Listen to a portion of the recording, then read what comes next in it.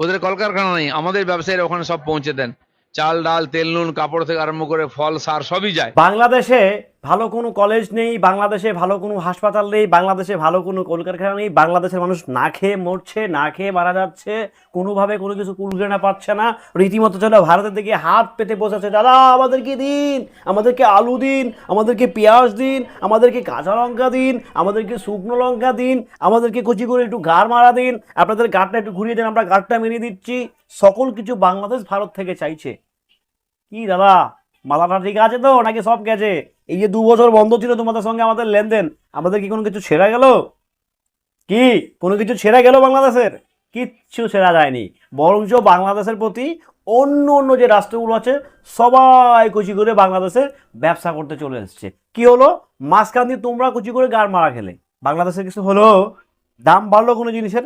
1 পয়সাও বাড়েনি, বরঞ্চ বাংলাদেশের দ্রব্যমূল্যের দাম কমে গিয়েছে। হ্যালো এভরিওয়ান, আসসালামু আলাইকুম। শিমুল আছি আপনাদের সঙ্গে। কলকাতার বাংলাদেশের ভিসা খুলে দিয়েছে, কিংবা বাংলাদেশের, দেখেন এটা এটা হচ্ছে 2 রাষ্ট্রিক একটা ব্যাপার স্যাপার, এটা তাদের ব্যক্তিগত ইস্যুস।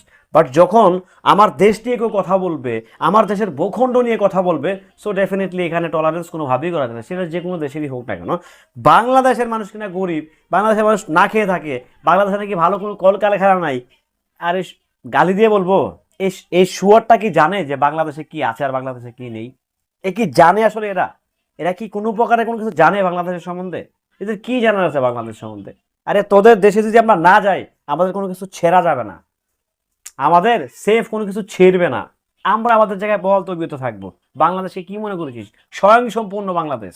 স্বয়ং সম্পূর্ণ, আমরা কৃষিতে সম্পূর্ণ, আমরা কৃষিতে সম্পূর্ণ। তোমাদের সঙ্গে আমাদের একটা আত্মার সম্পর্ক, ভালোবাসার সম্পর্ক। তোমরা আমাদেরকে দেশ যখন স্বাধীন হয় তখন তোমরা সহযোগিতা করেছো, সেটা বলছি তো, বারবার বলে যাচ্ছি, বলে যাবো তো, কৃতজ্ঞতা অবশ্যই করতে হবে। বাট তোমরা যেভাবে ননসেন্সের মতো কথাগুলো বলছো যে বাংলাদেশে কিচ্ছু নেই, সকল কিছু ভারত থেকে চিকিৎসা নিচ্ছেন, তোমরা কি জানো তোমাদের বোম্বাই থেকে কিংবা তোমাদের মুম্বাই থেকে চিকিৎসার মান এবং কি দাম দুটোই কম সিঙ্গাপুরে? তোমরা কি সেটা জানো? থাইল্যান্ডে কম, সেটা কি তোমরা জানো?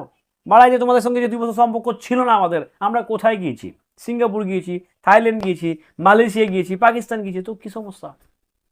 সমস্যাটা কোথায়? তোমাদের সঙ্গে হয় কি যে তোমাদের সঙ্গে আমার একটু দূরত্ব কম, তোমরা আমাদেরকে অনেক সহযোগিতা করেছো একটা সময়, সেই জায়গাটা থেকে ভালোবাসাটা খুঁজতে পারছে না। বাট তোমরা যেই লেভেলের গার মারার কথা বলছো না, সিরিয়াসলি বলছি, আমি জানি না কতদিন এই বিষয়টা করা থাকবে বাংলাদেশের জন্য। আর বাংলাদেশের উচিত যে কোনোভাবে হোক এদেরকে গার মেরে দেওয়া। কেমন গার মেরে দেওয়া? দেখবে তোমাদেরকে ডেকে নিয়ে, মানে আমাদের কথা বলছি, আমাদেরকে ডেকে নিয়ে নিতে না পারা, এরা হচ্ছে অপমানিত না করে, কোনোভাবে অপমানিত না করে, অবশ্যই বুঝে শুনে জেনে পা ফেলতে হবে, অবশ্যই পা ফেলতে হবে। পার্শ্ববর্তী দেশ, তারা আমাদের বন্ধু রাষ্ট্র হওয়ার কথা, বাট তাদের যে অ্যাক্টিভিটিস, তাদের যে কথা বলার স্টাইল, তাদের যে অঙ্গভঙ্গ, তাতে মনে হচ্ছে তারা আমাদের জাতশত্রু, তাতে মনে হচ্ছে তারা বাংলাদেশের জাতশত্রু নয়, ইন্টারন্যাশনাল জাতশত্রু বাংলাদেশের ভারত, তাদের কথাবার্তায় মনে হচ্ছে। বাট আমরা কিন্তু সবসময় ভালোবাসা ও বন্ধুত্বের হাত বাড়িয়ে রেখেছি। সো যে কোনো সময় তোমরা আসলে বন্ধুত্ব করতে পারো, না চাইলে তোমরা গার মারা দিতে পারো। ভালো থাকবেন, সুস্থ থাকবেন।